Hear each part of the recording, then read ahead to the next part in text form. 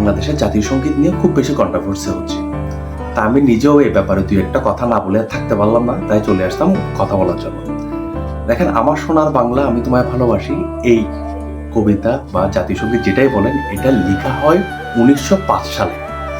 ঠিক আছে? তো বাংলাদেশ স্বাধীন হয়েছে 1971 সালে। আর একটু ক্লিয়ার করে যদি বলি, রবীন্দ্রনাথের জন্ম হচ্ছে 1861, মৃত্যু হচ্ছে 1941। তার মানে তখন আমরা ব্রিটিশ শাসন আমলে ছিলাম। এই পাকিস্তান, এই পূর্ব পাকিস্তান, পশ্চিম পাকিস্তান, ভারত, এগুলো তো সবগুলো তখন ব্রিটিশদের শাসন আমলে ছিল।